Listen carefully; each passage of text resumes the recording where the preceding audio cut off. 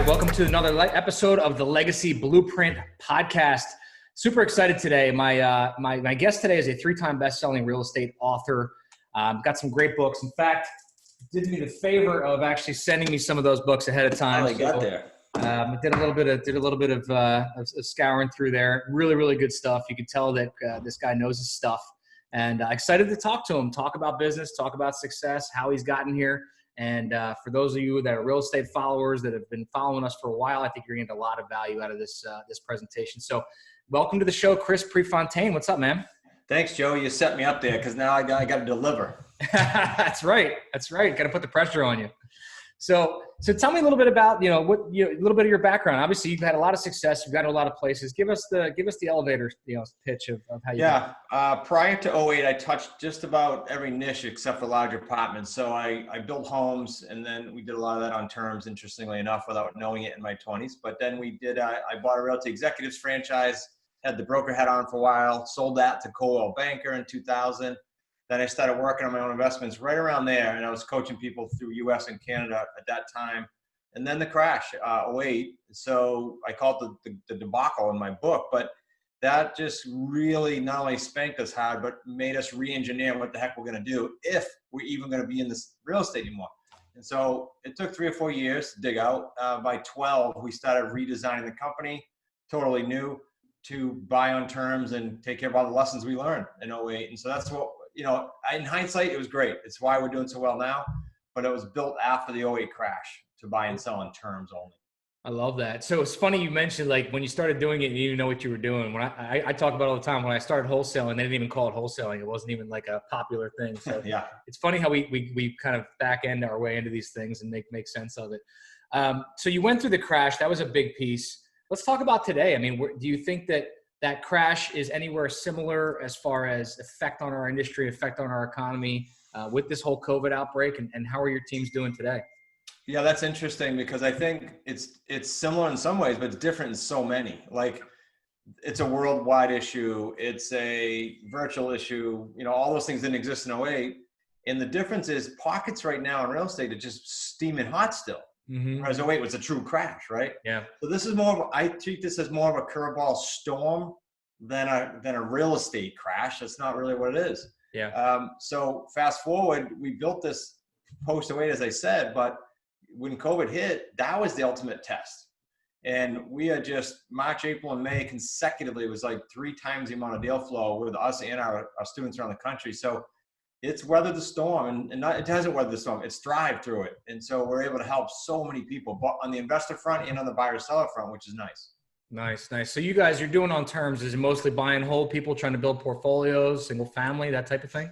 No, the second half, I teach single family. We teach single family just because I stay consistent, but they all know how to pivot and do a multi or do this or do that. But we do all lease purchase and owner financing when we buy, or subject to, but that's a little more complicated. And then on the exit, we are exiting somewhere between 3 and 10 years with a rent-to-own client or owner financing. So we are exiting these, but unlike buy and hold, or unlike maybe your niche, we do create 3 paydays per deal, which is pretty cool. That's what we designed it to do. So we get a payment up front from the buyer when they go in the house, pretty sizable. We get a little spread monthly. And then we get a big back end because we capture principal pay down. So it's lucrative. It's like $75,000 a deal for us, but some of our students are much higher. Love it. So you guys are wholesaling it to yourself on the front side to get a piece. Is that how it works?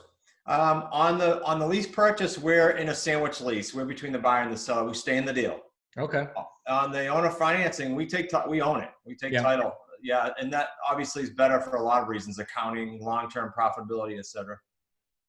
Gotcha. So on that creative financing piece, or on the seller financing piece, is it generally seller financing 100% of it? Because I've bought before where, the seller holds back 25 and the bank finances the difference, or, a lot of different creative formats that way. Is it mostly just 100% seller equity? Yeah, it's a good question because seller financing means all kinds of things, right? Yeah. Owner financing.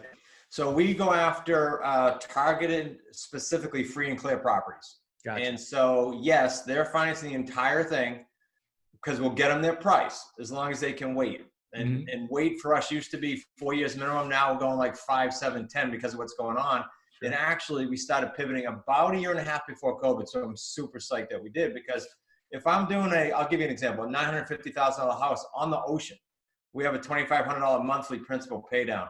Well, if I get 10 years, I don't really care what the market does this and I'm getting 30 grand a year in principal pay down, so longer terms is the answer. Smart. I love it too, because, I've always said when you get into a real estate transaction, you got to have multiple exit strategies. I love that you're kind of insulating your exit strategy, right? It's like the principal pay down's there. Like you said, 10 years from now, the market could be sideways. You're still going to effectively almost have to have equity built into it at that point. Yeah, big time. So it's like, it's as recession resistant as we could possibly make it. I'll never say proof. Yep. People say that you can't make it recession proof, but you can shelter yourself pretty well. You can shield it. Nice. So what are the big drawbacks? I mean, what are the challenges? What are the obstacles? I mean, no business is turnkey easy, right? So, right. Is it bad tenants? Is it, effectively, negotiate with the seller differently? Like what are the big hangups? It's not so much on the seller side. Once you have someone that is okay with waiting for their equity, if they have any, if it's not a stress situation, it's really on the buyer side. That's where the headaches come in. When you don't, because we've done all this, we've made all the mistakes. If you don't vet the buyer properly and just throwing them in there, and some people teach that, Joe, as you might know, they teach, just throw a rent-to-own buyer in there, and if they don't buy it, you get another one. Okay. Yeah. Morally and ethically, that stinks, but they might get away with it legally. So what we do is we vet them out pretty strong, and if we accept them only if they're going to have a mortgage-ready plan they can live by. So where's the headache come in? Headache comes in at like 5% of the time, 2 to 5% of the year. We'll have people have life events. In fact, the longer you go on terms, the more chances you have of them having a life event, death, divorce. Everything you could think of that a buyer could have for a life event has been thrown at us. So that's the headache. But to your earlier point, you can pivot. I mean, there's ways to pivot, extend the deal, cash the deal out, put another buyer in. There's ways to do it. It's just a headache. Yeah. Again, creating those multiple exits, right? So like you have all these different opportunities and effectively you're insulating yourself with the options. Yeah, absolutely. You got to, like during COVID, if you're doing one thing only and that got a hit because some niches did, as you know, well, you kind of cooked. But if you have all these different exits, I call it the transactional engineer, right? That you're in a much better spot to be the expert. In fact, they need you. The market needs you. Love it. So okay. So, are you still doing Canada and the US on the coaching side? Yeah, Canada was just an accident. So we're slowly but surely getting our foothold there and attorneys and agreements. But I'd say maybe 4% of our students are there. Most of them are US right now. And what's the average student look like? Is it someone who's already done a deal, or maybe they've never done a deal? Like what's your avatar that you're trying to find? Pre-COVID, we have a mix age-wise from 22 to 75, literally, or 78. And then experience-wise, we have some experience, mostly new, coming in and saying, I want to learn that. And then post-COVID, a lot more experience saying, man, that niche kicked butt. I want to add that to my business, or I want to pivot and do that. I was in a room, you probably know the people, and I don't remember the names, but I was in a room with like 9 or 10 very large wholesalers that got together to learn terms, and we were the only terms ones there, and they were like, wow, this is totally different. It's just a different animal. Yeah. So they're starting to a lot of people are starting to gravitate over to look at what we're doing. You know what's interesting about it, Chris, is I run a wholesale team. I have partners all over the country with wholesale teams, and I find that the visionary operator, if they're great at understanding terms, at least it's a great concept to try to get somebody across the bridge, maybe when they're having a hang up or an objection, a price, whatever it might be. I think it's one of the hardest things, and maybe you can enlighten maybe some tricks and tips on this piece. It's one of the hardest things to teach your salespeople, right? Because they're in that mode of, I have to pay 70 cents on the dollar. This is it. I have to find a way to convince the seller to move forward on this deal. But the reality of it is we know, more experienced guys know, that there's a lot of options. Maybe it is terms. Maybe it is straight cash. Maybe it's a combination of the both. How do you teach the sales teams underneath of the operator to onboard these processes? Yeah, most of it's going to be actually, believe it or not, in our model, VAs that do the initial call just to open the door. And then not until they're doing, like, most of my students, when they get to like $1 million a year, now they're going, okay, I need a seller specialist, or some people call it acquisitions. We call it seller specialist. Yep. And then once they do that, we just put them through our same course. So usually they're not tainted by or have all this other script in their head, because they're coming in straight to this, pretty cold. Got it. And now are they I lost my train of thought there. Are they coming at them with terms first? Like that's the first, obviously, on that do. cold call, that whatever it is, to get the seller on the phone the first time? Are they saying to them, we can offer terms, and how do they go about that? Yeah. So yes, and then I'll give you a script. So every single property we look at is for that reason: lease purchase, owner financing, or subject to. And the opening line is real simple. I still do calls to stay on the cusp, and I'll say, hey, and it's selective, but I'll say, look, Joe, I saw you didn't sell. Say it's an expired. I just have one question for you because it saves time. If you got your price or fair market value, are you open to doing that on lease purchase or owner financing? It's yes or no. If it's I have no idea what you're talking about, I'll explain it. If it's I'm open, if you get me my price, it's good. My next question is, if they have equity, can you wait for it? If they got to go buy a house for their family tomorrow, I'm not a fit, because they're not going to get their equity up front from us. That's all. You know what's funny, and I'm sure you get this a lot. Sometimes the secret sauce is the most simple thing, right? People think there's some magic word that's being said or something along those lines. I love how simple that is. It is. And during this, I keep saying that, but I just don't think it's going away soon. Yeah. So you all of a sudden have this mass callback of people that were kind of cocky before, like, nah, I got it. I'm going to be selling with a realtor. I'm going to be selling for sale by owner. They're just calling us in the hordes. Yeah. Because banks are making our life easy right now, right? They're not financing buyers as much as they were. They're financing them. So it's making our life a lot easier to grab properties and then to help a whole bunch of buyers that just got pushed out of the buyer market. I love it. The bar get raised so high now, it's crazy. And what are you guys doing to find those buyers? Is it a rent-to-own advertisement, or how are we finding that traffic? Yeah, believe it or not, Joe, the hardest part of our equation or our model is the seller to get those. Once we do, the amount of buyers sitting out there on the fence right now, pre-COVID, but way more now, with down payments, ready to go, that thought they could buy elsewhere, it's huge.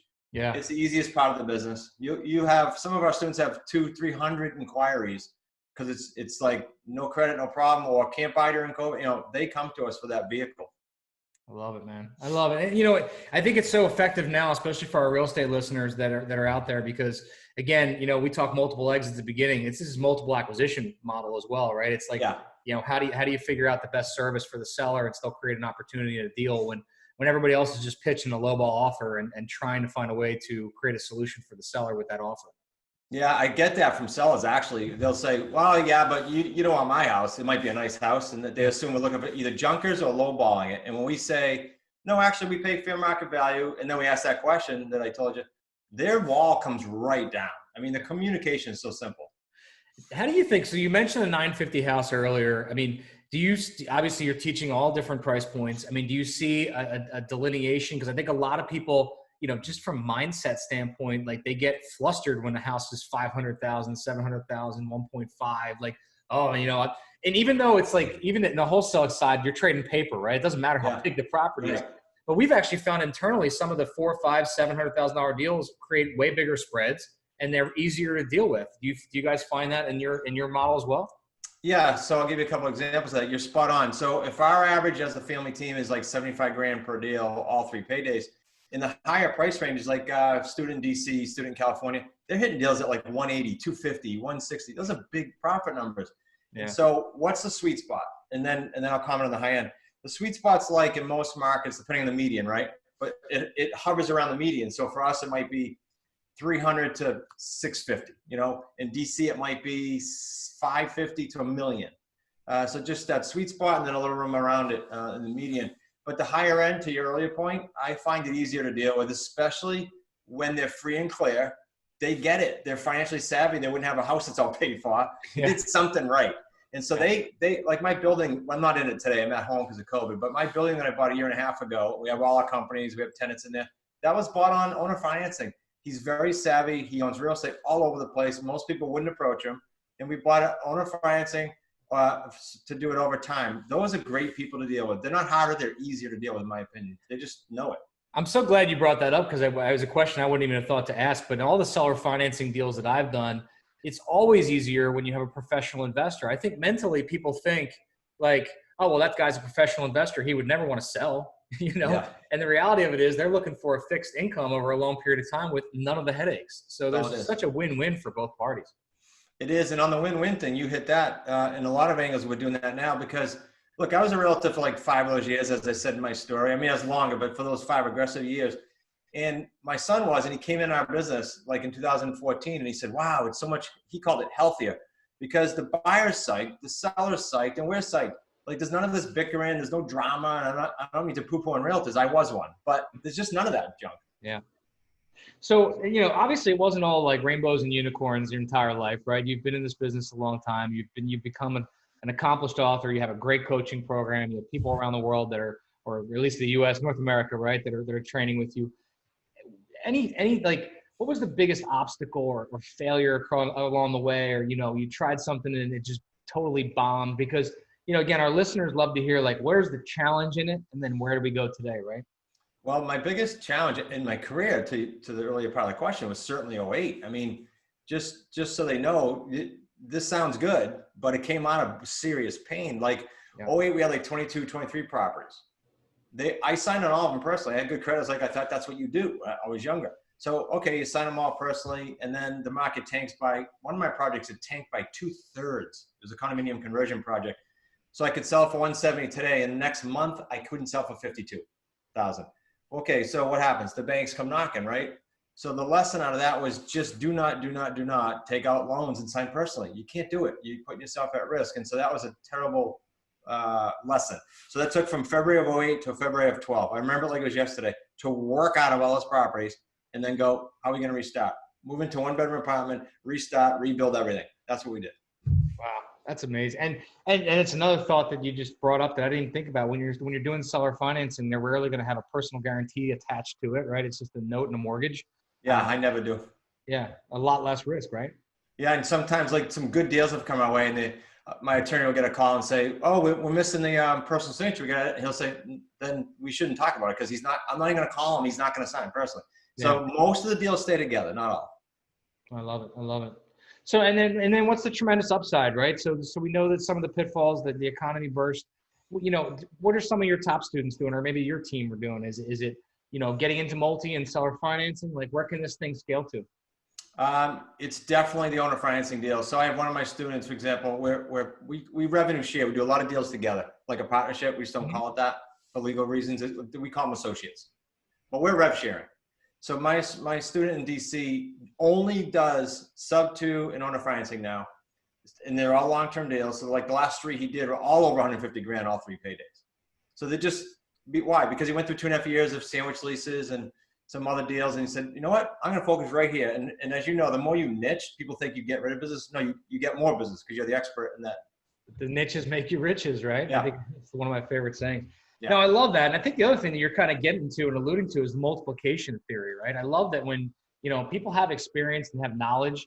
The reason I love talking to guys like you is like, we're almost anti-gurus, right? Like there's these people out there do one deal, sell books, start going into ebooks, God knows what. And it's like, you have no experience, right? And where the flip side is, I was in the business 10, 12 years before I even wrote my first book, let alone talked about mastermind and coaching and stuff like that. And, I think that when you have that experience, it's like, now we can multiply. Now you can teach others. Now you can help others. And, we do a very similar thing in the wholesale syndicate. We partner with people around the country through a consultancy and help them scale, right? So I think there's so much power in, having the knowledge, but really not just having the knowledge, but putting it to work with great people. Like there's that connection between great people and great knowledge. Would you agree on that?